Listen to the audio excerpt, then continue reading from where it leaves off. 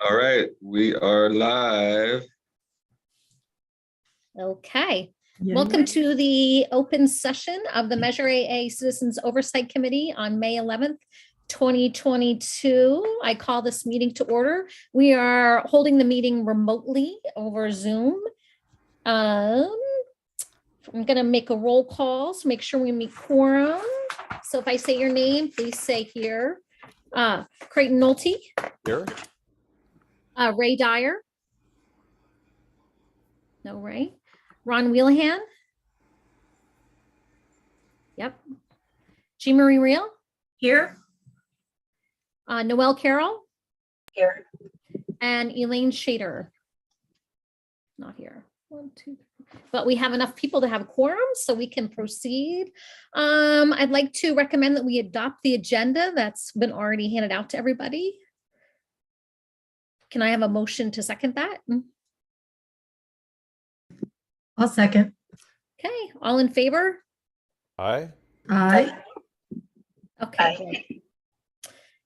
We can move ahead then with the adoption of the agenda as presented. Now would be the time in our meeting where the public is welcome to comment. Since we are holding the meeting live streaming, there is a way to connect through our website and fill out a card, but I believe we have no public comments at this time. Connie, is that correct? We have no public. That is correct. Yes. Okay, thank you. So we can move on to organizational matters. Would anybody like me to read the ballot language? Okay, hearing none, we will move forward. And I'd like approval of the minutes. Connie sent out the minutes. Everybody's, I don't know if everybody has had a chance to review them. I've read them and I'd like to make a motion to approve the minutes. I'll second it. Right? Discussion? No, they all look good. Okay, all in favor? Aye. Aye. Aye. Ron, were you good? I'm sorry, Ron, we can't hear you. Can you give me a thumbs up if you're okay? I'm sorry, Ron, no audio for you. Okay, let's move on to the best part of the presentation here. I'd like to introduce Executive Director of Facilities, Eric Wassinger, to give us project updates. Eric, take it over. Eric, you're on mute. Can you hear me now? Yes, Ron. Okay, I abstained. I'm sorry I wasn't at the last meeting. That's what this means. It's not enough. Okay, sorry, Eric. Thank you. No problem. John, you want to screen share the presentation? I don't actually have it. Do you? I think. Okay. Yeah, let me pull it up here. You can. I can put it up if you need me to, Eric. That'd be great. Okay. Give me 1 second. I have it here as well. Okay. I'll try.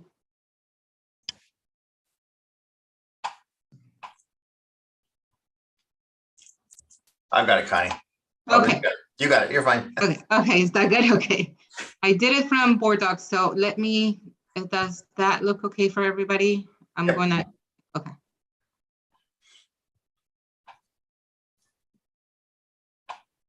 Actually, I can stop sharing if you have it on PowerPoint. yeah, I'll do it. Just now I can run the PowerPoint. Okay, perfect.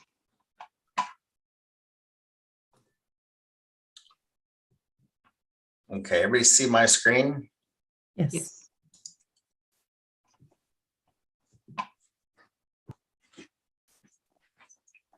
Okay, so of course today's 5/11. Here's our facilities update, the dashboard.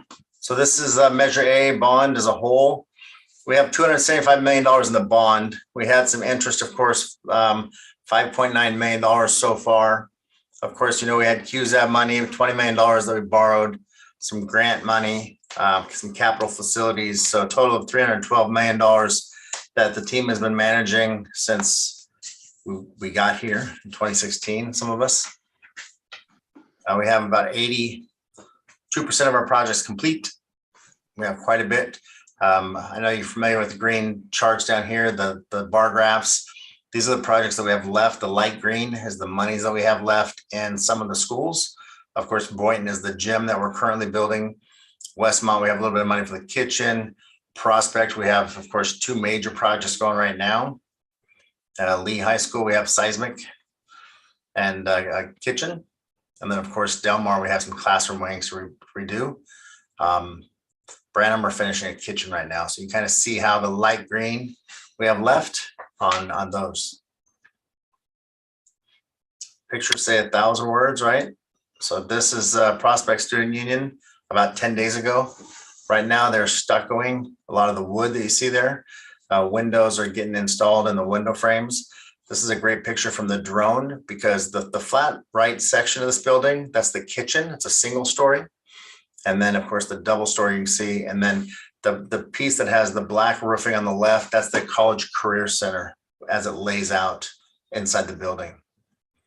So it's kind of a nice picture because you can see the entire campus. You can actually see the classroom project over to the left there. And like I said, this is about a week and a half old because now the roofs and the ceilings have been installed, which you'll see in a minute. But it's kind of a nice picture seeing the kids on the baseball field. You got kids in the swimming pool and a little construction going on, which is the best for me. This is the metal roofing that's going on top of Prospect. So this metal roofing was actually made on site. The day they were making this, board member Trustee Verich and I were out on site, and they had big reels of metal, and they had about 35 guys, and they would run it through this machine and just walk with it and create these 120-foot pieces. They had to make them on site, of course, because you can't truck pieces 120 foot long. So it's kind of an interesting project, and they made them all on site and stacked them up, and then they brought a crane in a couple weeks later and put them on the roof. And now they're all laid out. If you look at the cameras on our website, you'll see that picture that the roof is all completely done, and the side paneling is mostly done on that side as well. In this picture here, you can see them waterproofing the edge with Tyvek, and then putting the gutters on. This is the second story where we have the outside patio. So we have a stairwell to this outside patio area. And like I said, a lot of this is getting stucco right now, and or where the Tyvek is where the metal sheeting is going to go. And then the plywood is where they've already put chicken wire and stucco. So it's the inside of the Taj Mahal, as we call this, the cathedral. This is the interior looking towards the back, towards the riverbed or the creek. You can see the 2 big openings there on the right where the crossbars go. That's doorways into the College Career Center. And then of course, all the big openings up top are windows. The opening on the bottom right corner, that's actually a doorway for people to come into the cafeteria. And so this is a big wide open area there where the cross braces are there on the second level.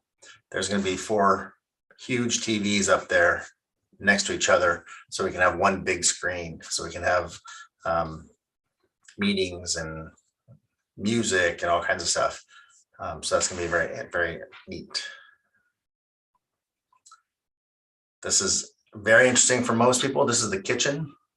And so you have your hood. You can see the big hood there on the back wall. All the stainless steel is already put on the back wall. You see the white piece that's in the middle of the stainless steel. They just leave that on there so it doesn't get scratched, because when they put it on there, when they have that comes, it protects the stainless steel. And so you can see how they have some electrical outlets plugged through there for all the equipment that's going to be on the back wall. And then the only thing you're missing really in this picture is the drop ceiling that's going to cover up all the HVAC, but it'll be above that, the ductwork, and above the hood there. So there's our kitchen. Here's the side paneling on this right picture. You can see the gray paneling going up on the wall. And then of course on the left, you see the stucco where they put chicken wire and started the stucco. The 4 gentlemen on the scaffolding there, they're putting up metal trim on the top piece. So this is an old picture here. This is the classroom project. So we have a north and a south building. The big thing in the middle, it looks like a praying mantis maybe, with legs and a big beak. That's a concrete pump. And so concrete trucks back up to it and pour it into the hopper The hopper then shoots it out the hose, and there's usually 4 to 6 guys around the hose pouring it. This is a way that they can pour concrete at a far distance or for a second or third story building. And so it's very important to have something. It's a way to get concrete where you need to. It's pretty impressive when you see them pour a second story floor or a rooftop, because they shoot it up there 20, 30, 50 feet in the air, which is a lot of pressure and pounds for this concrete pump. But often you'll have 2 trucks back up there, one side by side, and most concrete trucks hold 9 yards of concrete. And so when you drop in 9 yards, the next one starts while the other truck backs in. And I've had it where I've done a concrete pour for 600 yards, and we had concrete trucks for 10 hours every 9 minutes. And so it's quite the ordeal. This is a big pour. This picture itself, they're pouring the grid lines on the north building here, where you can see all the concrete by the house, and those are all the footings. This is what we had to do for this building because of the creek bed, right? So we know at 14 feet down, geotech says that we have wet soil, okay? And so we have to build a grade beam concrete pad, so that way it holds any shifting that it does. So you pour your footings first, and then you pour the concrete slab like the other building has now. This is something we could have requested when we had the 2-story building plan for the site. However, because the 2-story was a PC building, they would not change their detail. They would not accommodate us by changing the footing detail because it was already pre-approved by DSA. So because they would not do that route, that's why we had to cancel that project and then redesign it and rebuild this comp. So that's the reason. Just you can see pictures and understand why now that they had a concrete pad like on the right-hand side here, the forward, versus the one in the back. So that's the biggest difference. And some people know that and some people do not, but I'll share. So this is a better picture because we're further along. We had our ceiling panels come in last week, and this is a unique build, kind of like the Painkel buildings, because these came up in pieces. It's a stick-built building, but then they have solid roof that just comes in one piece on cranes and sits right on top of the beams, and then we waterproof it all and it's done. On the underside, it's beautiful woodwork, and on top, it's just a solid piece of wood. And so this is what you see here.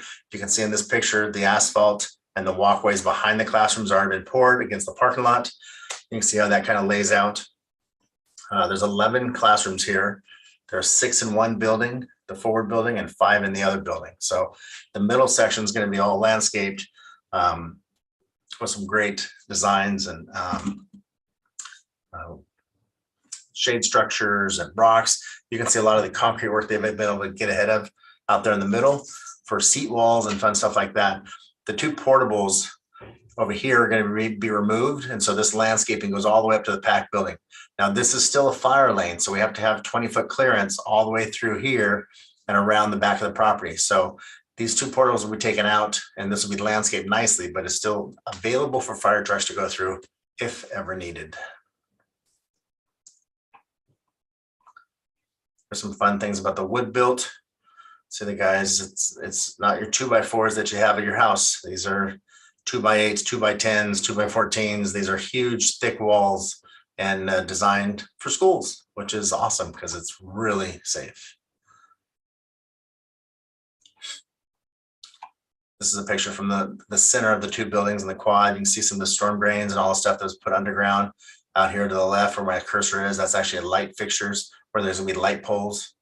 And so you can see how the stuff is all stubbed up already out of the ground and ready to go. So this is a great project here.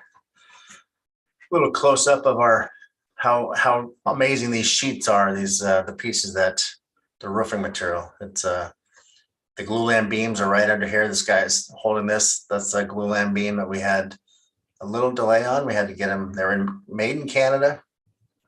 Unfortunately, the truck drivers couldn't drive in the United States without vaccination cards. So we had to get these remade in Oregon. And so this was a little delay on this project, but no cost to the district, which is the best part. But it's kind of interesting with 2 projects on the site. One's pretty much all wood and one's all metal. So it's kind of fun to see the two different constructions on the same site. So this is the underneath side. You can see the glulam beams. And then you can see the cosmetic of the wood finish. Once this gets stained out, it's going to look really impressive. So this is kind of my new classroom in the district right now. And as we're looking forward to building Del Mar, I'm really thinking about going out to RFP to have architects design this versus kind of the old stagnant Del Mar building, right? In the beginning, when we did the master plan, we plan on replacing the Del Mar buildings with buildings just like them, but just have bigger classrooms, right? There's 7 classrooms now. Let's knock the whole building down and put 6 classrooms back. All of a sudden we have bigger classrooms and they all match the campus. Well, if we happen to do something like this with 2 or 3 of the buildings there, then it kind of makes sense. Well, as we move forward with that campus over the next 25 years, let's replace them all so they look like this, right? Let's make them all so that they are updated, upgraded, and they're ready for another 50 years, 100 years, instead of replacing them with the same that we've had since 1962. Here's one of the best projects as well. Bridget's all excited. I know I could tell from the wall on the other side where she's sitting. This is the Del Mar Admin Library. This is one of her babies here. They're doing a lot of the outside concrete work now and getting things ready. But this is the admin building.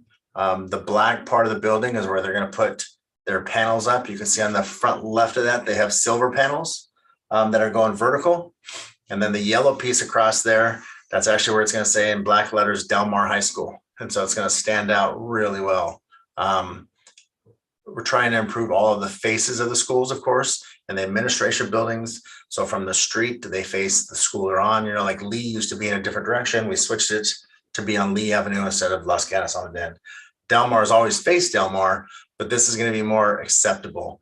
Where the plastic is, that's going to be 2 new storefronts. It's all going to be glass. And so you're going to see that when you walk up the steps, you go into the office.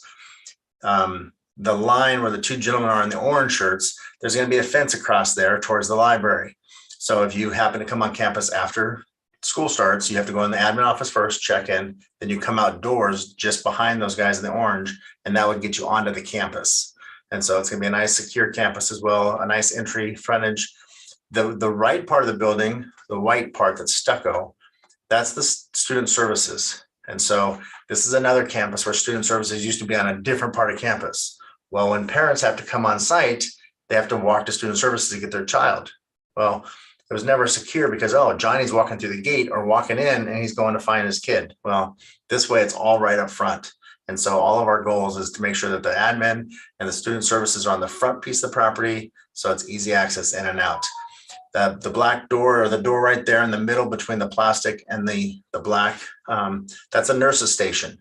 And so a nurse has an outside door so that if a student's inside sick or whatever, they can leave out that door without walking through the office and getting everybody else sick. So they can walk right out to their parents' car. And so there's a lot of great design features in this on function, right? We worked with Larry, we worked with administrative staff at Del Mar previously, and Bridget's worked with countless teachers and counselors and the administrators on what makes the most sense in the design of this. So there's been a lot of input. This project is probably one of the top in the district for fun because of colors, right? We have the yellow and black for Del Mar, which is very important. But when you get to the library scene, Larry and Bridget and the furniture people had a lot of different input, and it's going to be very colorful, very bright, and it's going to be a fun place for students to hang out. It's going to be a treat. So this is the back side of the library. And you can see him putting the paneling up vertical here. And then we have a couple rooms off the left-hand side, a mechanical room and such. Here's a picture of the library from standing in the quad, basically looking out. And this is, we have a new fire hydrant here, and we have concrete designs. This was about a week ago because yesterday they poured the rest of this. And so a couple different pours. When you do this, you have to pour one section so you can walk around it and work the concrete, and then pour another section and do the opposite. Most of you don't realize what Del Mar, but this was the old Del Mar library but it had an extension on the back and it had a bike rack, and there was no extension on the left like we have now. And on the right-hand side between the next building, there was an extension. We knocked all that down. We kept the original steel structure, but we redesigned everything besides that. And so this is a drastic change. Nobody had realized that it's the original structure, except our structural engineer, who had to jump through hoops to make it happen. But you can also see the fence post there, the black columns. That's going to be the fence post between the library and the admin, which is to your left. And so this is going to be a great project. It's going to be a lot of fun. Here's the inside of the admin. So with this, you can see it looks like wood. Guess what? It's metal, right? It's a perforated metal, which is really good for acoustics. And so sound is really good in this building because of the ceiling. And a lot of times when we design something, we talk to the site staff about carpet, about tile, about laminate. And then what about ceilings or drop ceilings? And a lot of times people think about the drop ceilings as these white miserable ceilings that we have. Well, they're not pretty, but they're acoustic. They're designed to absorb vibration. And often, like at Lee, we had made all the suggestions that we always make. One of the sites there, they wanted concrete floor and they wanted a hard lid. They didn't want to have a soft top. But when you go in there and you have 5 people talk, it's really loud. And so then like, oh, we need some acoustic sounds in here. Yes, we need a carpet, which is a great way to fix it. Or we need acoustical tile. And this design, we have this wonderful looking metal, which really looks like wood, which I really like. And when you go in these offices, the principal's office is straight ahead on the left there. The left door is a conference room. The door with the bucket stacked up, that's the secretary's office. And this is the whole area. It's going to be very accessible, and it's going to be inviting, which is going to be really cool. So this is the new admin entrance. If you went down the hallway, you go down to student services, but a great design. Here's some of the wow factor inside the library. And so with this, we have a similar ceiling put in. We have the beams that were existing. They used to be orange and now they're yellow. And then we have our ductwork and everything in gray and trimmed out there. Down at the far left corner, you see all the glass. That's actually condensed bookshelves. And so when you open a door up, you roll your books to the left or the right, you got about 3 or 4 feet of open space. But you have to, if you can put 10 or 15 book racks in there within the space of like 7.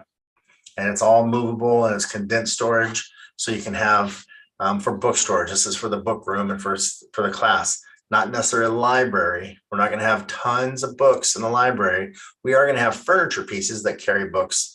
And the way it's laid out, this is after they put the carpet in and they painted the walls. The walls are gray and all the firework. You can see the sprinkler system in there. You can see some of the speakers on the walls. The area that's got blue tape over on the left side, that's for some big TVs. For the media area, we have a restroom on the left corner there and drinking fountains. And then behind us, there's 4 or 5 breakout rooms and stuff, which you'll see. But the lighting is very popular. This library is going to be very vibrant. It's going to be very nice. Next, we jump over to Dale Grogan's projects. We have Boynton Gym. So in the bottom corner, you can see the concrete. And this concrete's extreme because it's a gymnasium. It was about 3.5 foot thick. The perimeter was about 2.5 foot thick and 5 foot deep to hold up all of the metal structure that holds us up. So with this building, you can see the rendering in the top left corner. It's going to be stucco where the back left is, and then green. And then we have some trim over on the right-hand side, glass fronts, and then of course the big glass uppers. And it's set back in the corner, Boynton, which was on a basketball court.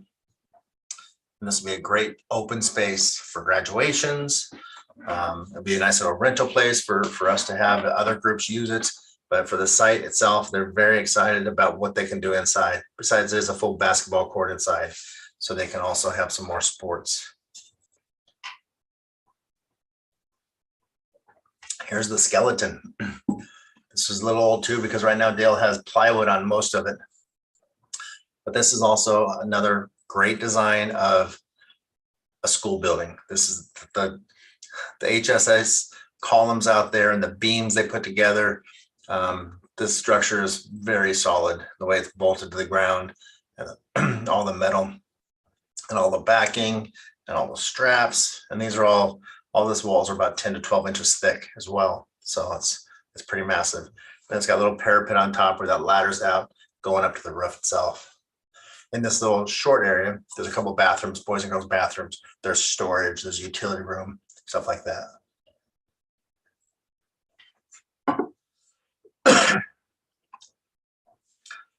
Here's a picture when he just had the skeleton up before he put the roof deck on.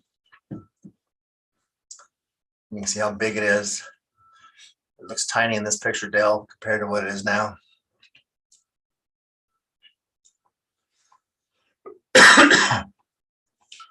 Always fun having a crane on site with metal, steel structures.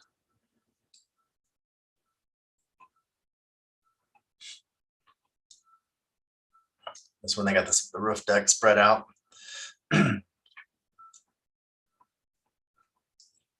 Once again, he's inside the building looking out where all the glass is going to be.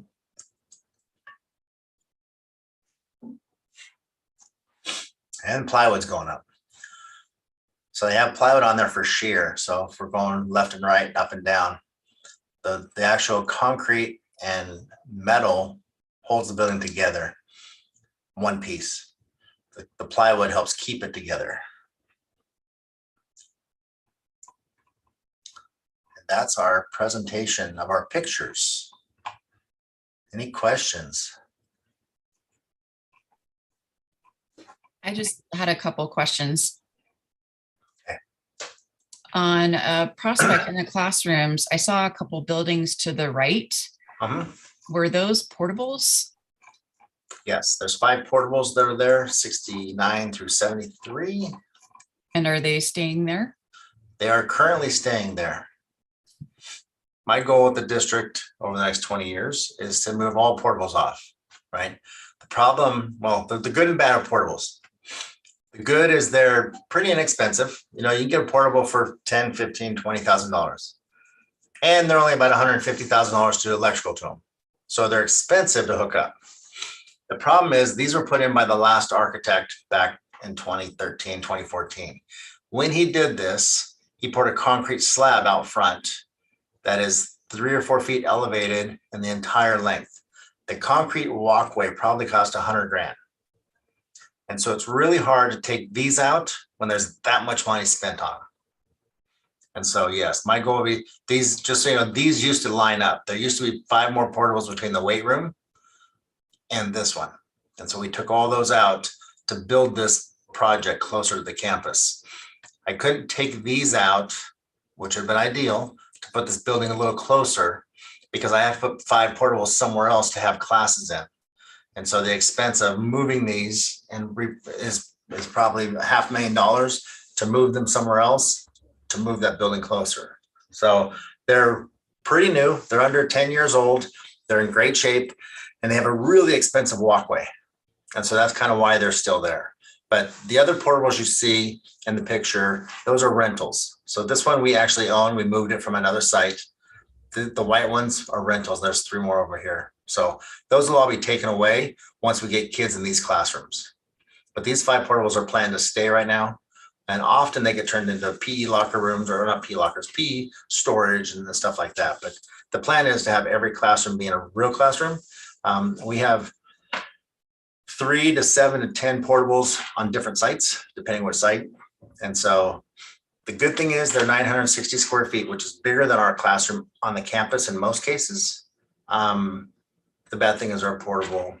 The good thing, they have their own air conditioning systems where some of the other classrooms share, depending on how they're built. Like this campus, they're in squares. And so you might have an HVAC that controls 2 or 3 rooms, where the portables are better in that aspect. But you can also hear everything through the walls on these. And they're not long-term. They last 15, 20 years. I spent money from maintenance side on repaneling them because the walls on the outside go bad, they get rotten. Replacing these roofs because they leak. So there's a lot of expense in portables. Okay, thanks. And then my other question was, you were mentioning that the metal ceiling that looked like wood, the acoustics. Yes. Yeah. Yep. So is the metal absorbing the sound? So there's actually a material on the top of the metal. Uh-huh. And when you look at this, it's really hard to see the pinholes, but there's little tiny pinholes and the sound goes through the pinholes and it gets absorbed in the material behind it. Oh, okay. Yeah. And are they going to do carpet, or what flooring are they going to do? This flooring is already, yeah, they do have carpet through here. It's already down, and then they have wood paneling over it to protect it because they've already got the carpet down. So this is all carpet in here. And then this wall right here, where this looks like they painted a TW, that's all yellow. It sticks out like the beams next door. So it's really cool. Trying to take a lot of the site colors and even the signs on the walls where it says secretary, these are all yellow with black letters. And so it looks really sharp. These two openings here is a fire, this is for a fire hydrant, for a safety aid kit and stuff like that. Cool. So do you know what the plan is for Lee to help with the acoustics in the office? So Lee, in the office, we just spent about $70,000 in acoustic panels. And so that was installed over the last break. And So they just go on they're just on the ceiling? They are. So they're acoustic panels. We actually put them in a band room over at Delmar years ago. And they're about 1.5 inches thick with acoustic wrapping, and they're designed for band rooms, acoustic areas. They absorb all kinds of sound, but at Lee, we did white, and there's different sizes to fit in between the light fixtures, to fit in between everything they have in there. So if you go in there now and you look up, you can see all the different panels everywhere, but they don't stick out because it's the white ceiling. And it's kind of funny, but on that ceiling, we had to do it's called code or level 5, which means you have to sand it and finish it at least 5 times to get it to shine, to be reflective. So it's drywall tape texture, and it's really hard and usually really expensive to get level 5. And we did it in the Lee's library because the lenses or the lights that we have, like we do here in the library, it's the same light that shines up and shines down. Okay. And so if you have a shiny roof ceiling, it reflects more light down to you.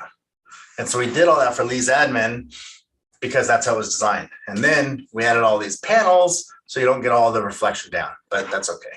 But we added all the panels to Lee's library, or to Lee's admin and student services, and also their staff development room. We installed them all in there as well, which we did put carpet in there, but it was still loud when you have a lot of teachers together. So we've added stuff to that. And they've already been done. Great. Yep. Eric, I have a question. I noticed at Brandon, you got the new metal, I don't know what that's called. Canopy. The canopy by the door, but there's Yes. still no sign that says office. Is It's that good. on purpose? No, it's been ordered. So the artist, so when we got the sign put up, it was about 6 weeks to get the label up. So it's going to have 2 logos. So at Branham, the canopy is 80 feet long, 20 feet wide, and the front of it is about 12.5 inches tall for the front beam. Working with Cheryl, the principal, and the artist, we came up with, she wanted administration across there. So it's a big word. It's in 9-inch letters. They're white letters, and they're going to be across there. So it says administration. There's 2 doors to the front of that building, one for the office and one for student services. We're not going to have the student services door open because we want you to go through the admin office first to check in. If you happen to be going to student services, you can just walk inside campus and into that building. So the sign out front is going to say administration, and then on both sides is going to have a circle with their logo painted again, like we did on the side of the buildings.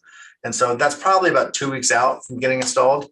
And then on the other side of the building, when you're walking down the corridor, there's going to be a sign that's hanging that says main office and one that says student services. So So when you're on the inside of the campus, you can see which door goes where, besides the little signs that we have out there now, but it'll draw more attention. But yeah, once the administration gets put up, then we're gonna take some final pictures because all the landscaping went in, the benches went in, the flagpole's up, you know, everything's done except that sign.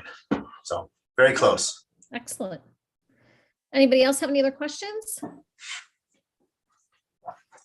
Okay, Eric, thanks for that report. Would you like to move on to the expenditure summary? Yes. Find it here.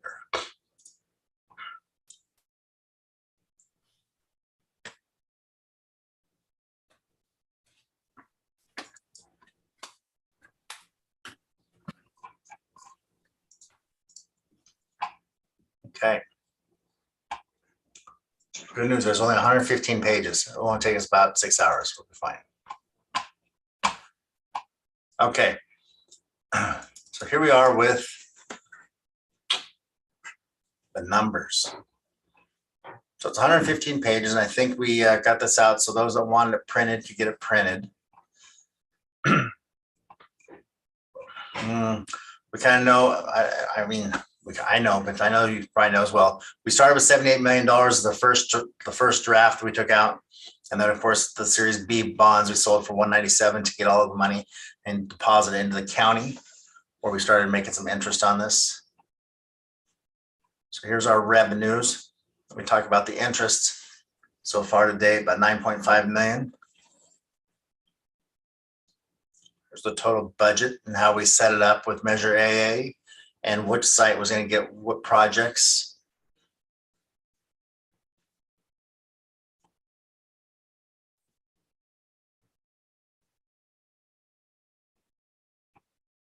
I'm just going to kind of scroll through and talk about some things. If you have questions, just stop me. Total budget breakdown by campus. And this is kind of, I know we've talked about it before, but we have a couple of new people. The Brandon High School got the most money out of this bond because they were a rental property for many years, for the last couple of bonds. And so they didn't get much love. They didn't get much money from the district to take care of that property over the last 20 years because it was rented out to another school. And so when we got it back, there's a lot of needs, and they were growing really fast. When we got here, their demographer report was really high and they needed classrooms right now. They didn't have enough. And so that was one of the reasons Cheryl and the staff really wanted the Panko buildings, because they were already PC buildings. They're ready to build, and we can get them to you in under a year. And so that was the whole plan, is we need the buildings, we need the classroom space. And so we went with those buildings, and they've worked out.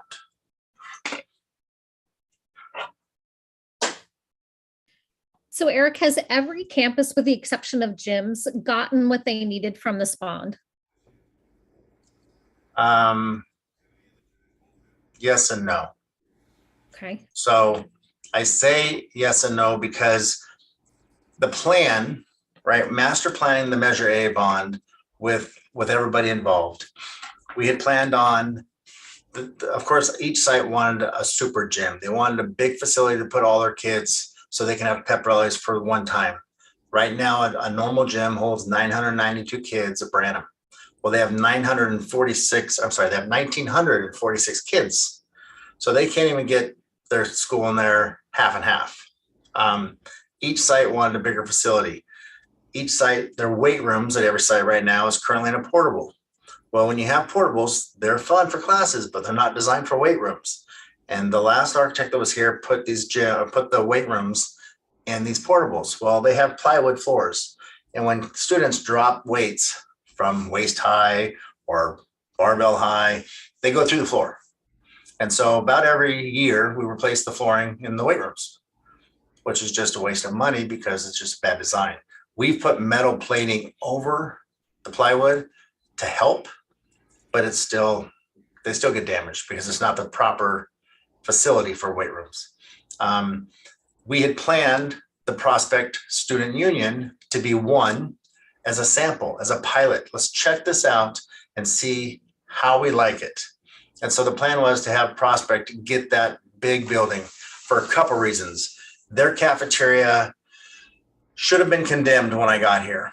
It was beyond, the district stopped doing anything to it for years. We had 3 special ed classes in there. We had 2 art classes and 2 other classes in the surrounding perimeter of the classes. The classrooms weren't bad, but the cafeteria was awful. The kitchen itself was built in 1962 and had no upgrades. So it was the worst that we have in the district. And so it's like, okay, if we're going to build a cafeteria kitchen, this is the place to do it. And let's make it the wow factor and make it awesome. So the plan is, let's build one. But of course, we want to be equal. So sometime in the future, we'd love to have more money from the community and build more like that. Knowing that this is how extreme it could be, how awesome it could be. Then we looked at, we talked about the gyms already. We talked about weight rooms, classrooms. One of the things I shared with the board last week was classrooms.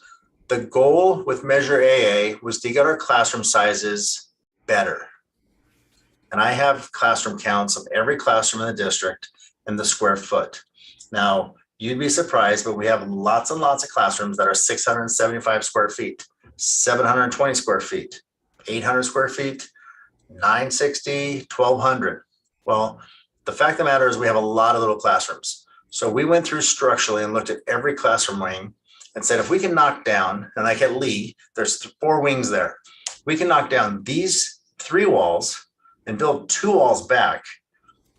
We make 3 classrooms bigger than they are now. So we go from 650 square feet to maybe 750, right? So we can actually gain size. We lose a classroom. And so when we projected everything, because we were going to take 4 classrooms from that campus, 1 in each of the wings, we had to make up for that. So we put a 2-story building there to gross 4 more classrooms so that when we do knock down these walls, we don't lose classroom space. Okay, that was the plan. And now working with the site, they need all the classrooms they have. So it kind of helped us that we built these 2-story building there so they have what they need. At Delmar, we have slated on this bond to knock down buildings K and L. Well, those wings have 7 classrooms each at 650 square feet. Well, by knocking down the entire wing, we can then build a wing with 6 classrooms at 820 square feet. And so it works out where we get our classroom sizes bigger and we knock down a little, on our classroom count. Now we have some portables there to offset temporarily right now. With our demographer showing that we're going down in enrollment the next 7 years, we may not need to add more classrooms, but we still want to improve the quality of our classrooms and the size of our classrooms. And so I shared with the board that it's imperative that we continue this over the next 25 years to get our classroom count up, because right now we bought new furniture, ideally smaller furniture. So if I have 25 or 35 kids in a class, they can fit. We used to have these big sleds that are large. Water. Some of the new furniture is smaller, so it's easier to fit comfortably in the classroom with the amount of kids. One of the comments that is like, we have big kids with big backpacks, and I totally agree, right? 670 square feet feels tiny. And if I put them in a portable at 960, it's like, okay, this is better. Well, when we came up with Measure AA, we talked about, let's get and the board was involved. Let's talk about getting the average class size to like 820 to 840 would be ideal, right? That's a huge improvement on where we're at. We're not getting to our 960 that we'd love to have, but we're getting better. And so the needs for the district is classroom improvements, right? And I shared this with April and I shared this with Dr. Bravo, is that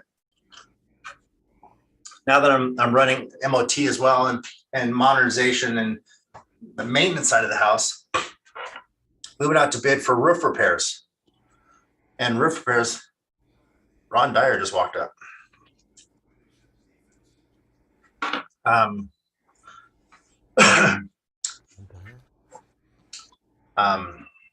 Lost my train there. Oh, so the cost, so the roofs, right? We just went out to bid for Lee's admin building and building G, which is it's attached to. The bid came in at $1.1 million to put a new roof on this thing, right? And that's extremely high. That's too high. and I took it to the board and asked for rejection of all bids. I don't want to pay that much money for a roof. Okay. The problem is we have a report that shows that most of our roofs are 18 to 20 years old. And so we have a lot of roof repairs to do. And on that, it's about $20 million of repairs that's going to be needed in the next 5 or 10 years. Well, as I look at maintaining these buildings, we painted the buildings so they look nicer. We've added new furniture. We painted some interior stuff. We've done seismic work to make them stronger. Now we need to do roof work to make them waterproof because we have leaks. Well, it makes more sense to me as a taxpayer, as a parent, that I want my student to go to a school that has classrooms that are 900 square feet in newer buildings, right? These buildings all have single pane windows. And so it's great that we bought HVAC. But when we turn on the heater, half the heat goes out the window. When we turn on the air conditioner, half the air conditioner goes out the window because they're single pane windows. I'm sure none of us have single pane windows at our houses, right? I'm sure we all have double pane windows for that reason. Some people, we still live in 1962 homes, but we've updated the windows. It's one of those things that you do. And this district, even with all the seismic work and all the upgrades over the last 50 years, the windows are still the same. And so it's one of the many items that if we replace the building, it would be a better green space building than we currently have. One of the things I've shared with the board also is reclaim water. One of the common things here in this wonderful state of California is we are going to be short on water forever. And if we could use reclaimed water for urinals and toilets, we could save money, right? We had a $300,000 change from the sewer company this year because we use more sewer. Well, I question that because there's no way for them to monitor how much water is going down the sewer from our school. They don't have a device to measure that. But what they do is they see how much water we're bringing on the campus, right? Oh, your water bill went up 20%, so we're going to charge you 20% more for sewer. But if I can use purple water or purple, reclaimed water for part of it, I'm going to save money on the sewer side of it as well. And so there's a lot of logistics in this because sometimes you have to have your own little treatment plant, the water you're bringing on. Sometimes it's just for your lawns and your bushes and stuff. But that's some of the ideas is if I can save money on the roofs, if I can save money on the glass, and I can use the air conditioner more often and just things to make it a better environment and make the classroom size bigger, it makes more sense than continually to spend money on these buildings. And one of the things we kind of talk about is we're going to spend money on these buildings. Classroom A, we're going to spend money on. We're either going to spend it out of general fund to maintain it, or we're going to spend it out of bond money to replace it. Either way, we're going to spend money on it. So we got to make a choice. Where do we want to spend it from? Right. And so, okay, Eric, I don't mean to interrupt you, but it is 10 to 3. So Connie and April, can I ask you, I'm not sure what the point, we have a parcel tax meeting at 3. Is it okay to run over this meeting a little bit? Or do we need to finish up? Can you repeat? I'm sorry. So we only have 10 minutes. We need to finish Eric's report, and then you need to report to us about the audit report. Do we have to finish right at 3, or can we go a few minutes over? Well, I think most of the people on that committee, you and me, I think we could go over a little bit. Okay, great. And could you please, if you're at home and not at the DO, I believe Eric said he saw Mr. Dyer walk up. Could you please call Michelle and see if someone can find him, because he must think that we're meeting in person for the parcel tax meeting. Connie is on it. Okay, great. Okay, I'm back. I have the district on the phone. Give me 1 second. Just one second, Jessica. I'm sorry, what was the question, Andrea? I'm just checking if it's okay for us to run overtime and what we do about Mr. Dyer being at the facility and not. That's where I'm getting the call. He's at the facility. So I'm going to talk to him. They just called me right now. Okay, great. Okay. All right, and only Donna is part of the committee. And she has access to join right after this meeting. It's the same access. Okay. Okay. Perfect. So sorry, I didn't mean to interrupt you, Eric. I just wanted to No, make sure we were that able to was- do that our was- thing. Yeah, that was perfect timing because I was surprised I saw him walk up as well. That's why I made mention.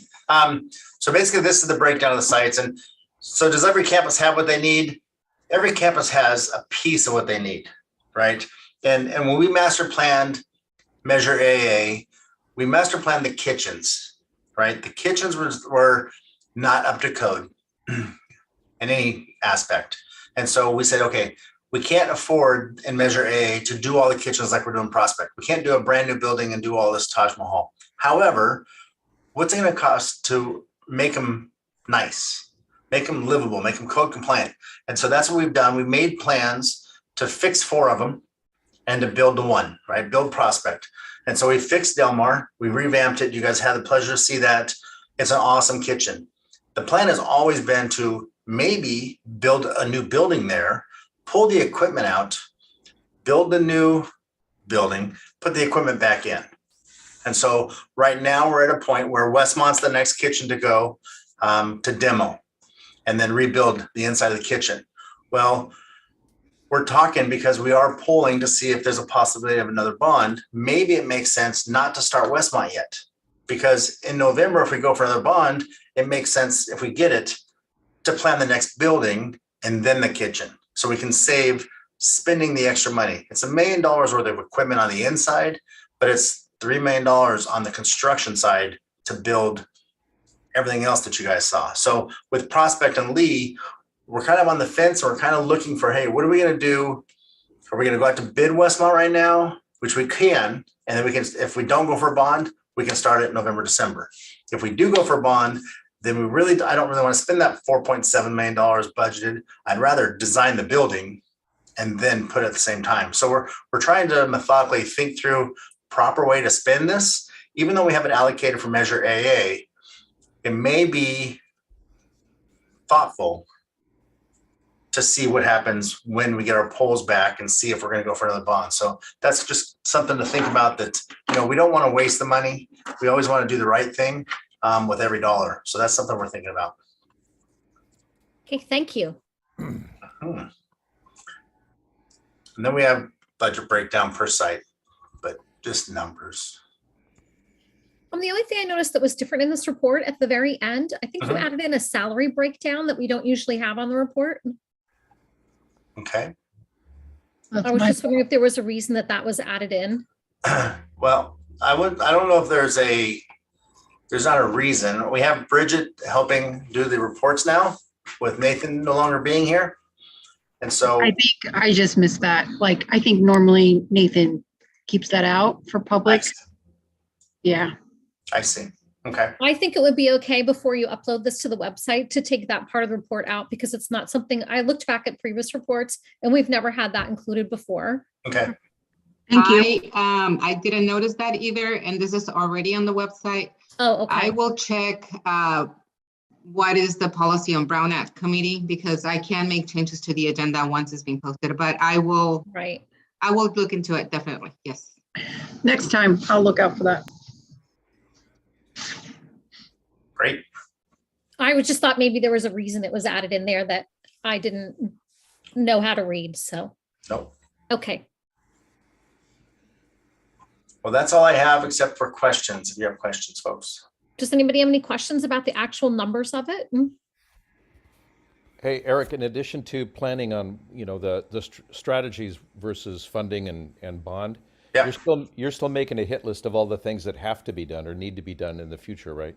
Correct. And so, yes. And to be fair with that, we were master planning the next master plan for the last 6 years, right? When we did Measure AA, we were thinking, what do we need to do to the campuses? And honestly, that's why I shared with Dr. Bravo in April that I don't really want to master plan the next 7 years on another bond. I want to see what does Campbell need for the next 50 years? And what we need is new buildings and new underground, right? Every day we have an issue, right? The water, we have a leak over here in this building. So I'm going to turn the valve off. Well, guess what? The valve's 6 feet deep and it's from 1963. And when you turn it, it doesn't turn. It's broken. So then you got to dig out 6 feet down to replace this one valve. And as soon as you there's no place to turn the water off at every wing. You got to go out to the street and turn off the entire campus. That's unheard of since 1975, right? Every wing has its own off valve, but not here. Here we have the one valve out on the street, and we have to say, okay, no students can use the restroom for the next 15 minutes because we have to turn the water off. And that's not fair, right? So Donna's joining us, just so you know. And so that's one of the things we need to improve the underground. Well, when you do that, you knock down the building, you improve all the underground, you improve the plumbing, you improve the building. And so long-term, we improve every building that we haven't touched. The packs are new, and there's a lot of new things that we have. Science buildings aren't that old, but the classrooms where our students sit 6 hours a day, they need to be upgraded. And we've put enough lipstick on this pig that it's time for a new pig. I encourage everybody to look the CUHST website. There's you can watch the previous board meetings, and at the last board meeting, Eric gave a very thoughtful presentation about the master plan and big thinking. So if you're interested in the kind of stuff, I encourage you to go back to the last board meeting that was on was last Thursday, Cinco de Mayo. Mm-hmm. Cinco de Mayo, May 5th, and watch for Eric's report. Okay, are there any other questions? So I had a question kind of related, but a little bit. So at Lee, there's a water leak. I know on Saturday, they turned off the water to the whole campus like you were talking about. Yep. Do you have any update on? Perfect example. Yeah. Do you have any update on, they said the motherboards were fried.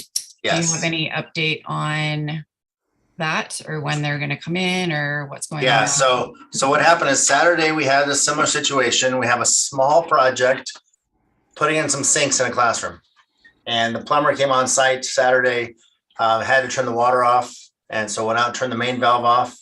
When he turned it back on, everything was fine in his building. Well, we find out that Monday when we come back, there's water coming out of the pool room. And that sounds like it's a big issue until you walk in the pool room and it's 5 feet deep, because most of you don't know, but our pool rooms are sunk in the ground below grade level. And so at some point, there's a couple. So we have 3 different floor drains, and we have 2 different sump pumps that are designed in this building to excrete the water whenever there's water on the floor. Well, water was getting brought in faster than they could keep up. And so when it got to about 2 foot deep, it hit the electrical plugs, which then turned off the sump pumps. And then it kept going. And the main motor that runs the pool was underwater by 2 feet.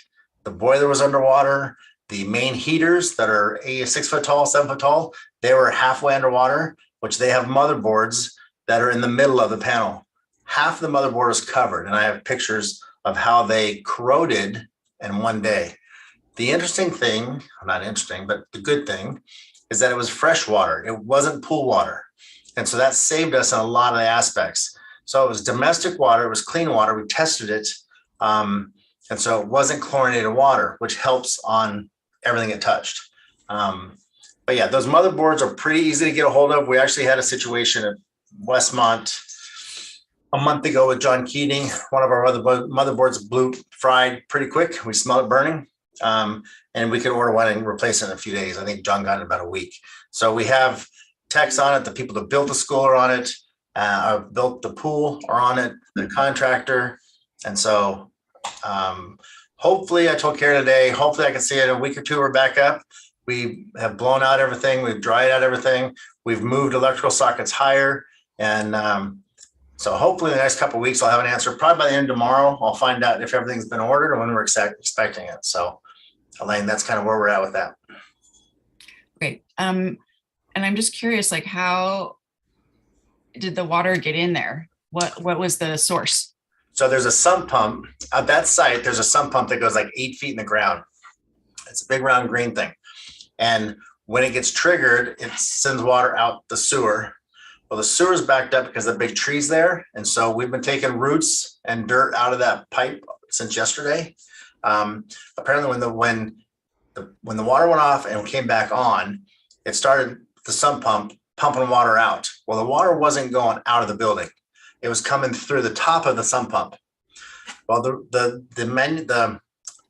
the left of it is a tank that has a bob that goes up and down. So when it gets full, it stops. Well, that bob never came up because the water was never in there. It was going into the sump pump and then going into the pool room. And there's a 6-foot wall that separates the two.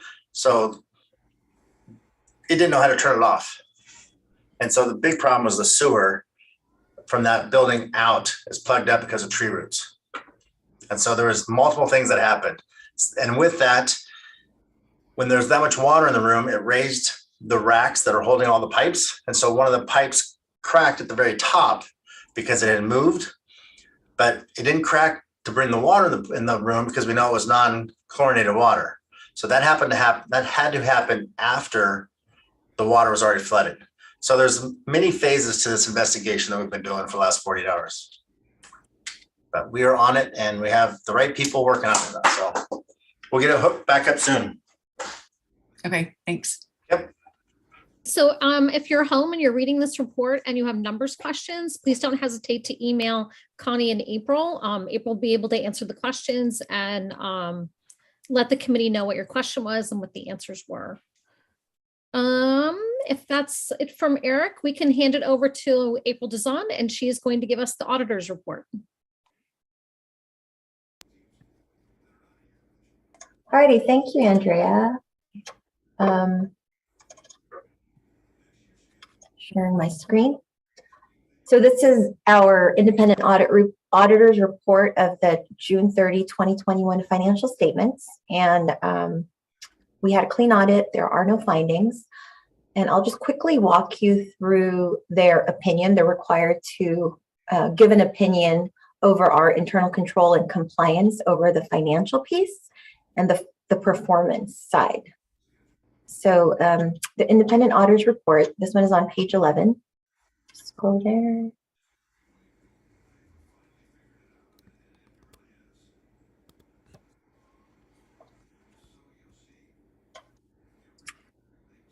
April, can you just reiterate what this time period is for this audit?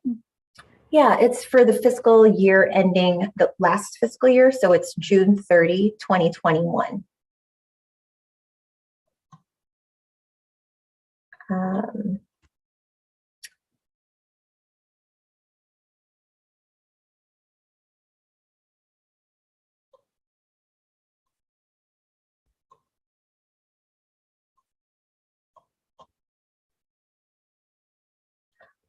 So the purpose of this report, they tested internal control and compliance over the financial piece, and they have no audit findings. Like I mentioned, it was a clean audit.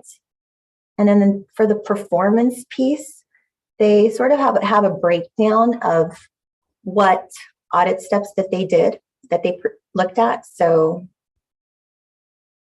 just trying their methodology. So they looked at a sample of expenditures and projects related to the bond.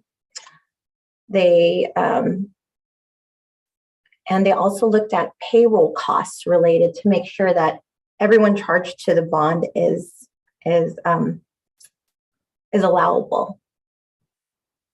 They pulled some invoices and supporting documentation. They also made sure that we followed bidding procedures.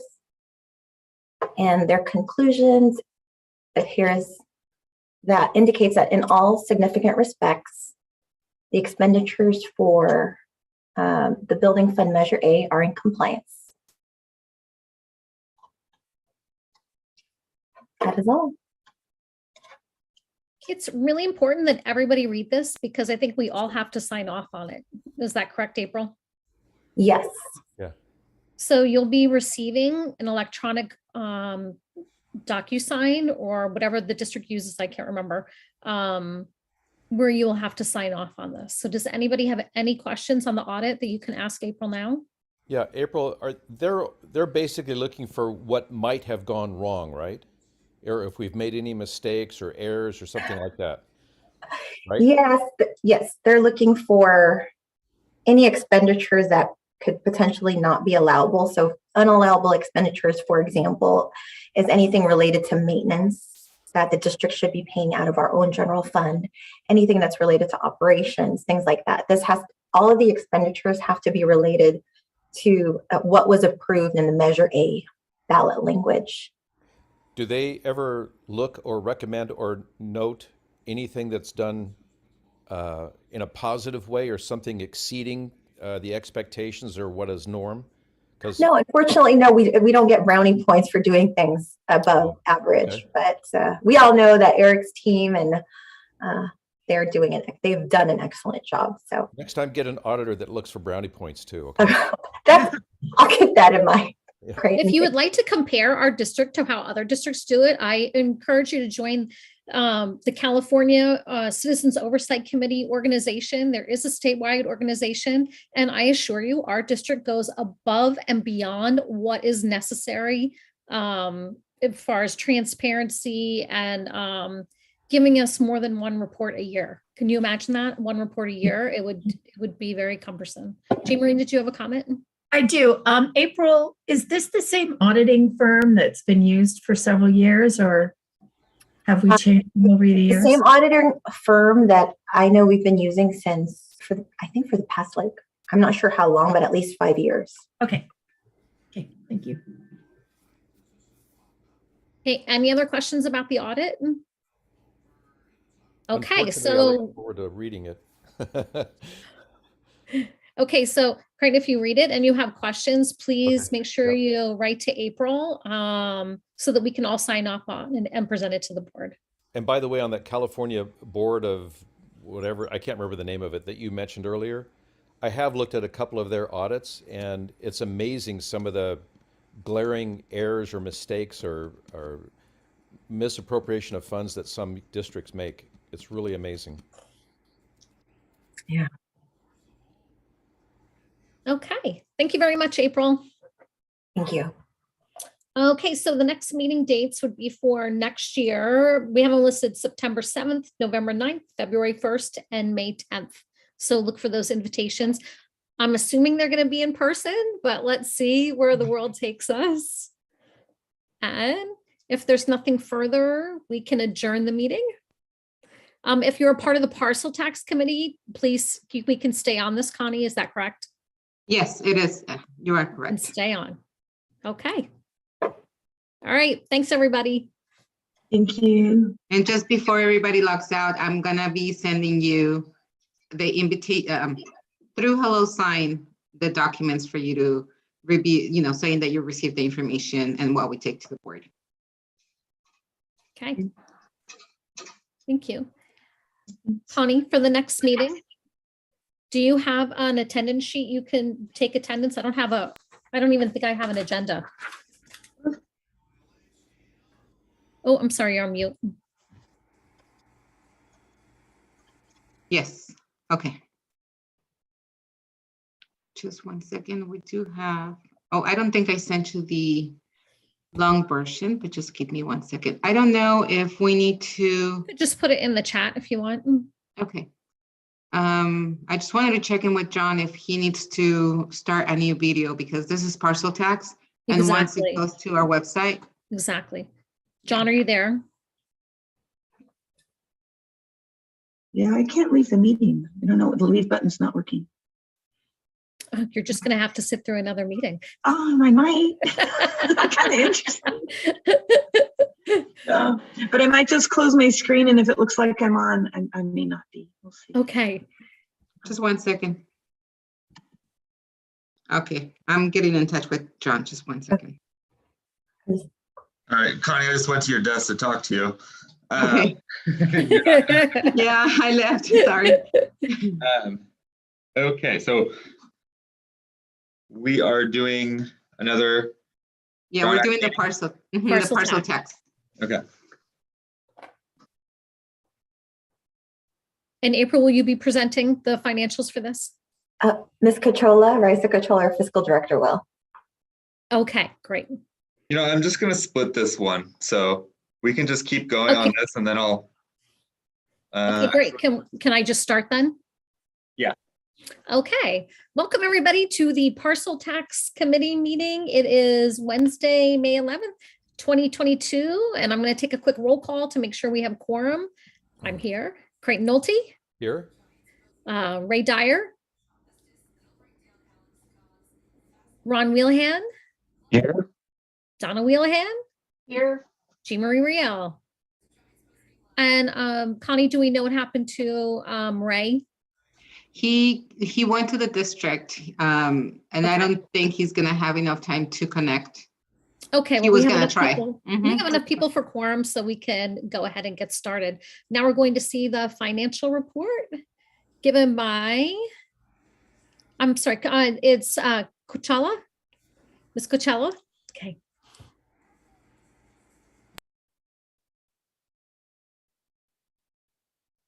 So you can free to take it away. All right, I'll share my screen. Thank you.